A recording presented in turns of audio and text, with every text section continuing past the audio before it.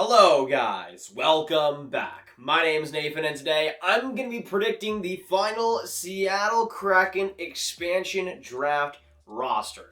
Now, I went for the cap-friendly expansion draft tool once again, and a lot of you guys have requested me to do an updated version of this video because I did it when the Seattle Kraken were officially announced, and I did it also last February. But a lot has changed since then. We had the draft, we had free agency, we had the playoffs, and all the craziness. So a lot has changed, and a lot of pigs have changed as well. So get your seatbelts on, get your popcorn, and let's get straight into this. So, who do I see as the top players for the Seattle Kraken that could be available, and how do I see Seattle's roster right now forming in the expansion draft? Watch till the end for all the expansion draft picks and all the Seattle Kraken craziness. And of course, hit that big red subscribe button if you're new for more hockey content just like this one. Now, I'm rocking the Seattle Kraken hat, and I'm rocking the Golden Knight shirt because I have no idea where my Kraken shirt went, but we're going to have to learn to live with it tonight. But we are going to do these Seattle Kraken expansion draft predictions. Now, again, a lot has changed since then, especially with free agency. A lot of teams' situations have changed a lot. So there's there's a lot of new players that will be on this roster from the last one I made. And we're going to start out with the forward group, then go to the defense, then the goaltending. And I want to stress that, again, you have to think in Ron Francis's view because with the teams that he was trying to build in Carolina, a lot of that was more on the defensive side of things, trying to build a strong defensive structure that we also saw Don Waddell kind of take home with his time in Carolina between when he got hired and now. So I think this Seattle team is going to be a lot more on the defensive side of things. And again, that's how you win championships, is defense. And I think Seattle will prioritize that as much as possible through analytics, but also eye test a lot. So we're going to start out with the forward group, and this is by no means the final one, but it ain't looking the greatest. I'm just going to say this right now, especially at the center group. But we're going to start out with the first line, and I'm just going to put the hat backwards right now. We're going to start with the first line for the Seattle Kraken, and my new predictions for them. James Van Riemsdyk from the Philadelphia Flyers on the left wing, centered by Adam Lowry from the Winnipeg Jets, and Calle Jarnkrok from the Nashville Predators. Now, JVR from the Flyers, I think, is just going to be a big-time cap relief for the Philadelphia Flyers. I think if JVR had a pretty decent deal or a lot less, then he might be protected, but I think it's between, as I said before, I think it was between him and Voracek last time around, but Voracek had an amazing playoffs. I think that's a player that might be more valuable for Philly at this point, and JVR also has kind of struggled with injuries. So I think Seattle will take the chance on him, and he might be their best forward already. So I think Seattle will take that chance, to be honest. Then you have Adam Lowry, who, with the Paul Stastny trade, I think ends up being left exposed. And again, I'm basically expecting all these players that will be a UFA in 2021 to re-sign. So I'm just going with that assumption right now, so you get my gist. With Adam Lowry, I think he'd be the best center available for the Seattle Kraken in this expansion draft if he is available. He's a guy that overall has some great abilities. Hasn't been fantastic since about 2017, but I still think has potential to be a top 6 center. A number 1 guy, though, a little bit too much for me. So I think the center group is the biggest weakness on this team. Then on the right wing, Calle Jarnkrok, who was really underrated for Nashville this past season. If he continues that scoring pace, he might just be protected, but that's a player that I think is going to be left off just barely, but he's a player that Nashville is definitely going to want. Again, I think Nashville is going to protect 4 different defensemen, and I think the big casualty because of that will be Jarnkrok. But now we can go on to the second line, and it starts out Andrew Mangiapane from the Calgary Flames, Chris Tierney from the Ottawa Senators, and Carl Hagelin from the Washington Capitals. Now, Mangiapane is the big one. I think it's between him and Dylan Dubé. Either way, the Calgary Flames are going to lose a pretty fantastic forward. Mangiapane is super underrated. As I said before, to me, is the most underrated player right now in the NHL. Does not get enough credit for how well he drives play, but is such a smart player, such a hard worker as well. Really a honeybee out there, and I think he'll be a great player. Maybe not second line caliber, but fantastic for Seattle still. Then you have Chris Tierney, who I have nagged on a lot. I think he's an okay center, but a number 2, a top 6 center, it ain't happening for me. That's a no from me, dog. On the right wing, though, you got Carl Hagelin from the Washington Capitals. He's still in his deal, I think, till 2022, so he's got a little bit of security there. But Carl Hagelin is always a guy that's always speedy, always skating well, and if he can stay healthy as well, I think would do pretty well in Seattle, that's for sure. On the third line, it starts Sean Kuraly on the left wing, Brett Howden at center, and on the right wing, Andrew Shaw from the Chicago Blackhawks. Now, Sean Kuraly, great overall winger for the Boston Bruins. That's a player, though, that I also see being left exposed. He's more on the older side. I think by the time the expansion draft rolls around, he'll be wanting a little bit more money, and I think that's a player that Seattle could definitely take and be pretty content with, especially on that bottom six.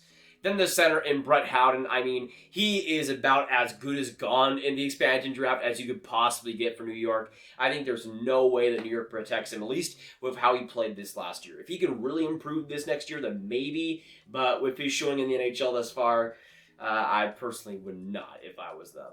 Then the right wing and Andrew Shaw. I mean, I think this is mostly a money move. Chicago might make a trade to make Seattle take Andrew Shaw. But Andrew Shaw is still a great player, and I think Seattle, especially in the forward group, will try to make themselves as tough to play against as possible. Andrew Shaw definitely is a part of that. Solid player, but also can punch you in the face if he needs to. Then going on to the fourth line, speaking of punching people in the face, I have Jordan Greenway from the Minnesota Wild. Centering him is Yanni Kukunen from the New Jersey Devils, and on the right wing, Brandon Tanev from the Pittsburgh Penguins. And I like this fourth line a lot, especially Jordan Greenway from the Wild, who will likely be a pretty big casualty from that team. That's another team that will likely select 4 different defensemen there. And Greenway is a guy that I think has a lot of potential as a great power forward in this league, and having him in the fourth line, that's not bad whatsoever. You also have Keuchkonen, who's a pretty solid prospect, has been great in the AHL the past couple of years with the Canes and now the New Jersey Devils. I could totally see him as a fourth-line player for the Seattle Kraken going into 2022, and I could see that as a great fit. Then the right wing and Brandon Tanev, I mean, he's mostly a depth player, but was pretty solid for Pittsburgh. As much as people gave him crap for the signing last year, he's been pretty great with Pittsburgh, and if he can transition that, he's a pretty great fourth liner for Seattle to have. And then for the extras, Marcus Ransom from the San Jose Sharks, Vinny Hinostroza from the Florida Panthers, Grigorenko from the Blue Jackets, Trevor Moore from the LA Kings, and Kiefer Bellows from the New York Islanders. And now, we can go on to defense. And I must say, guys, the amount of options the Seattle Kraken have on defense is dirty. It's absolutely disgusting. You'll see that in this first pairing. Devon Toews, Justin Faulk. I mean, that's pretty good. As much crap as I give Justin Faulk, if he's able to really be on his own offensively and really be the guy on the first power play, he's a great offense defenseman. It's just, if he's not on that spot, it kind of goes away. But especially on this team, I think he could totally be that number 1 power play quarterback. Meanwhile, for Devon Toews being that excellent defenseman who can also chip in pretty great on the offensive side of things. I think those are 2 guys. I mean, when you look at the Colorado Avalanche, it's the thing. It's the thing, man. I mean, they would protect Cole, or they would protect Johnson, which they have to because of no movement clause, Makar, and Samuel Girard. I mean, Devon Toews is fantastic, but do they protect him over Girard? We'll see. Meanwhile, for Justin Faulk, he's a guy that I think will be more of a cap casualty for the St. Louis Blues. They already end up going out and getting Torrey Krug, and I kind of think it's to make Justin Faulk the expansion guy and leave him unprotected, and I really don't think Seattle says no. Then you go on to the second pairing. I have Nicholas Hjalmarsson from the Arizona Coyotes and Colin Miller from the Buffalo Sabres. Someone pointed out in the last video that Colin Miller could be expansion draft picked in back-to-back expansion drafts. I think it'll honestly happen. With Nicholas Hjalmarsson, though, he's a guy that will be a UFA, but I just expect him to be re-signed because of this video. Hjalmarsson, though, is still a great defenseman. I mean, he's still super effective for Arizona when healthy. I think if he can transition to Seattle, and if he is healthy, I think he'd be a great middle pairing guy. Then Colin Miller, who's a solid transitional defenseman too. I mean, he had to play on Buffalo this last year, so I don't know how much I'd put stock into that. But with Vegas, he was very good, especially in the playoffs where he really looked solid too. So I think on a second pairing, that's pretty fantastic for Seattle. Then on the third pairing, Jamie Alexiak from the Dallas Stars and Brett Pesce from the Carolina Hurricanes. And I'm just saying, I mean, this looks insanely good as a bottom pairing. Jamie Alexiak, one of the most underrated defensemen in the league as a Dallas Stars fan. I'm totally biased saying that, but I still say it because he is absolutely awesome. And then Brett Pesce, who, he's great too. I mean, it seems like his value has weirdly dropped all of a sudden because it seemed like they were trying to trade him and then nothing really came of that. I still think Brett Pesce is pretty fantastic. And I think, especially on a bottom pairing, I mean, that's about as perfect as you can get for Seattle. And there's a few other extras on defense. Josh Mahura from the Anaheim Ducks. I'm trying to look here. Caleb Jones from the Edmonton Oilers. Cal Foote from the Tampa Bay Lightning. That's an interesting one because they'd have Hedman, they'd have Hedman, McDonough, and then Sergachev. I'm trying to say Sergachev. And unless they protect 4 D-man, which I'm not really sure if they do, we'll see. They could go 4 D-man, though, if Cal Foote really makes the next step this next year. And Travis Dermott as well from the Maple Leafs, which could be a pretty interesting one because, again, Toronto does want to protect guys like Hyman. So I think Travis Dermott is likely the guy to go, which is a pretty big casualty for Toronto and could be very good as like an extra D-man, that 7th guy on that Seattle group. So going into goaltending, I mean, that defense, that's pretty good. Honestly, better than what Vegas got initially. Even though Shea Theodore and Nate Schmidt were great, I mean, Taves, Faulk, Miller, Yalverson, Alexiak, Pesci. That's all right. And now we can go on to the goaltending, and I have 3 different guys here. Now, I wasn't really sure what to do with the goaltending. They might go for a younger guy as their 3rd guy, but I have 3 guys that I think could all be on that top 2 spot, whatever you want to call it. First up, though, the starter will be Braden Holtby. I mean, I think this is pretty obvious what Vancouver is trying to do. They're trying to make it to where Seattle takes Braden Holtby in the expansion draft, and I think they'll bite. Honestly, Holtby's on a pretty decent contract, and if he does rebound with Vancouver this next year, I mean, that's a pretty good option for Seattle, and especially compared with that defense. On top of that, Holtby could be pretty good there. On the backup option, I have Jake Allen from the Montreal Canadiens. To me, he's also pretty great expansion fodder because he has a pretty sizable contract, but not for too long either, so you could dump it after whatever. And I think he'd be a pretty great backup too. I mean, if you have Holtby for 50 games, Allen for whatever, that's not too bad, and I think that'll work out well. And now going on to the 3rd goaltender, and I'm really not sure where to place him, but I still have him on this roster. I'm going to go with Jonathan Bernier of the Detroit Red Wings. Now, they would end up selecting Thomas Greiss, I would assume, still, unless he retires after next year, which could happen, but I don't know. I think Greiss is going to do pretty well.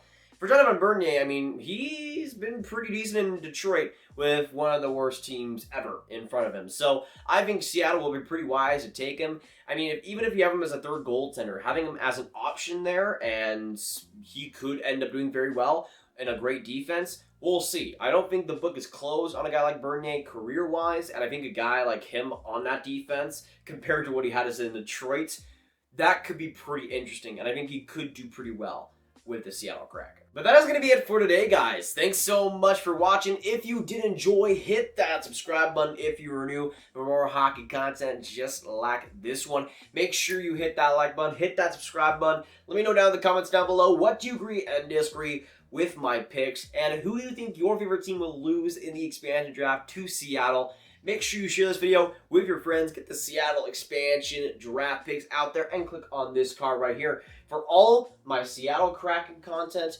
right on one playlist. My name is Nathan. I love you. I'll see you in the next video or stream. Goodbye.